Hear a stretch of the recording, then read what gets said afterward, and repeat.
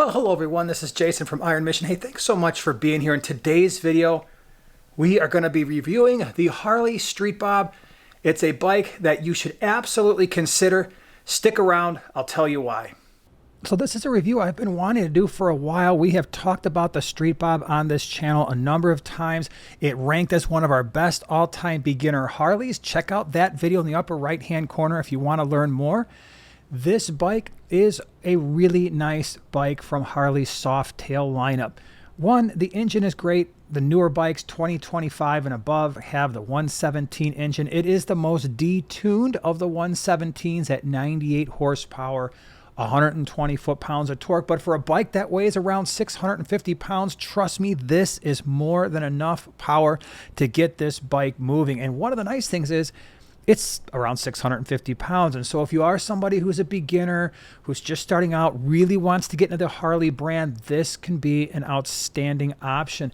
Not only that, but the seat height is just under 26 inches at 25.8. And so if you're a shorter rider, this is another really solid option because of that.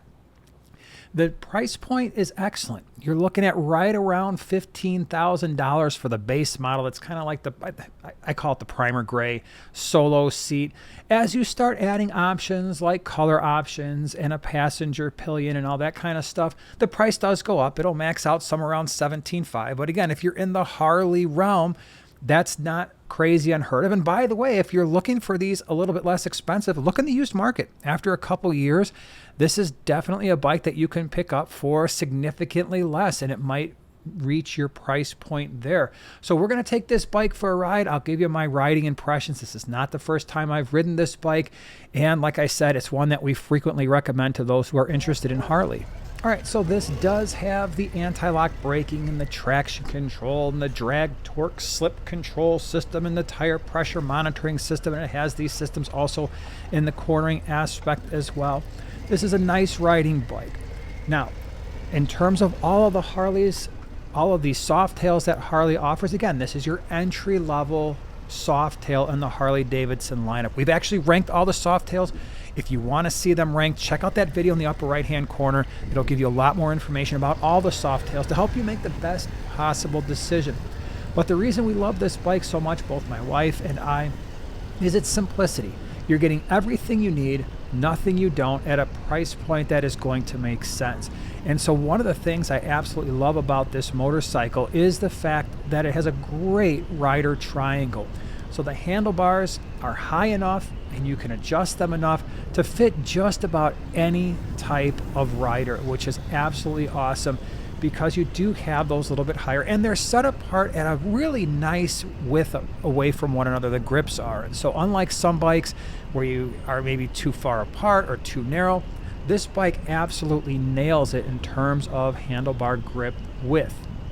The tack, as you can see, the display, miles per hour, it's right there. It's really easy to see. I much prefer that over some of the bikes that have it down on the tank itself where you have to look down to see things. And so this is a lot easier to read. The controls are very easy. Turn signals, the traction control, turning that on and off, your high beams, all of your menu options. You'll figure that out on the handlebars here within a couple of minutes. Of course, one of the nice things you're getting with the Harley Davidsons are high quality fit and finish. So high quality paint, high quality chrome, high quality black finishes if that's what you're going for on the handlebars and the exhaust and stuff like that.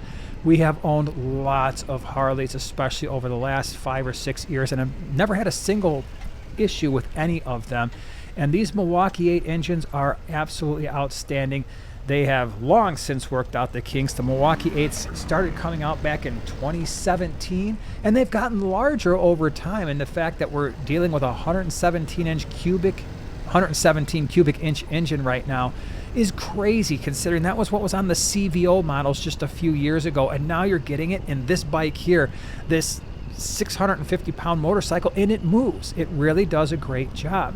Now, one thing I will say about this motorcycle is you've got foot pegs and not floorboards. Now you can upgrade it. You can certainly add floorboards. It's going to cost obviously some money to do so, but keep that in mind because what's going to wind up happening is you're going to see that foot peg height is a little bit high. And so if you're a taller rider, certainly 6 foot plus, you might want to opt for controls that are a little bit more forward. Floorboards might be a better option for you. Obviously, it might take away a little bit of your ground clearance for turning and angles and stuff like that, turn angles.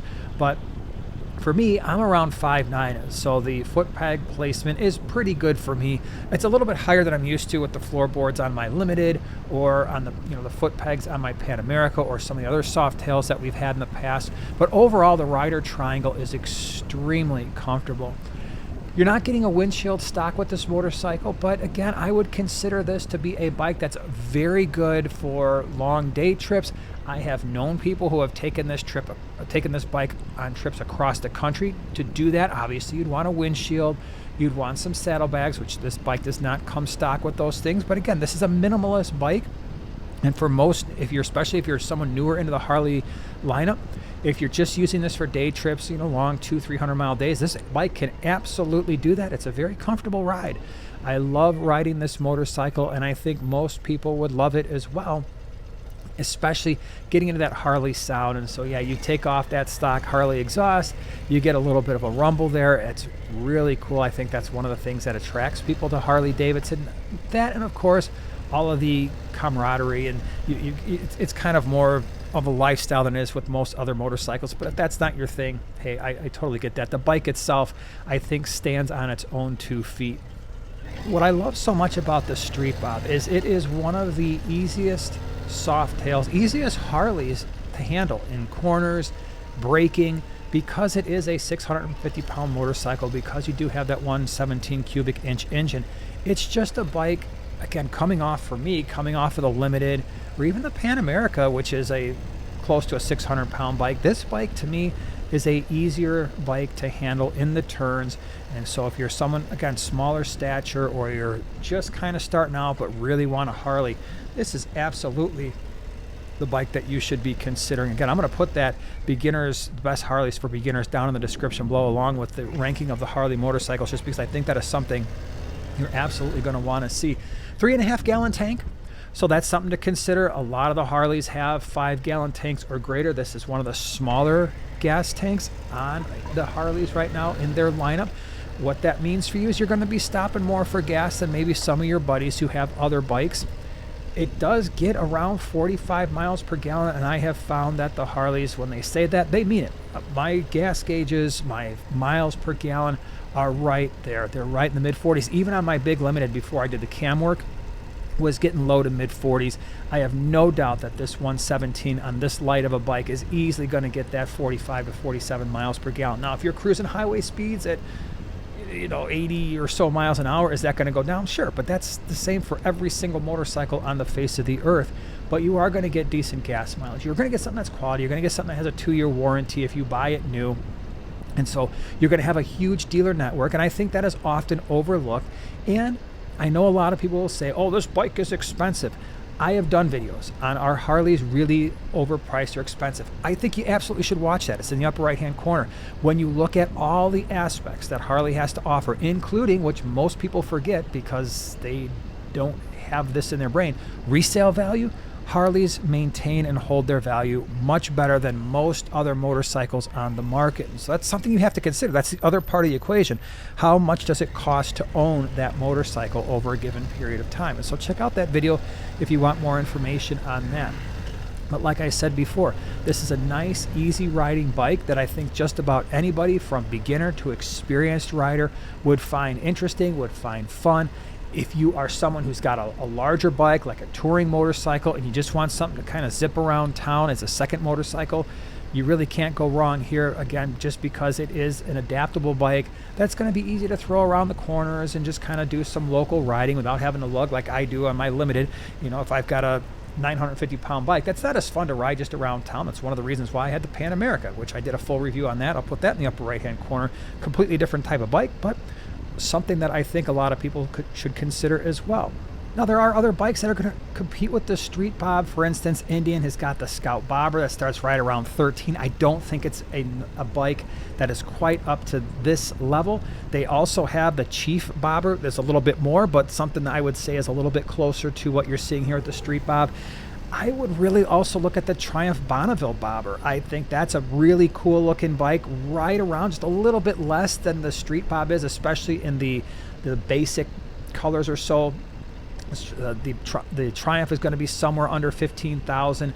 So those are definitely bikes that you should look at. For me personally, I would lean towards the Street Bob over the Indian, over the Triumph, just because I prefer the look of the Street Bob. I prefer the dealer network. I prefer the sound and the feel of the Street Bob and the Harley Davidson over those other bikes.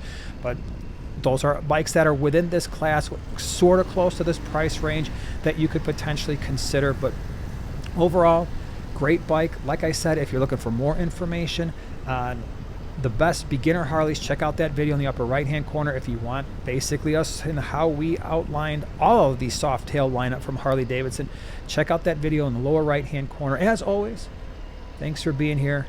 Have a great week and ride safe, everyone.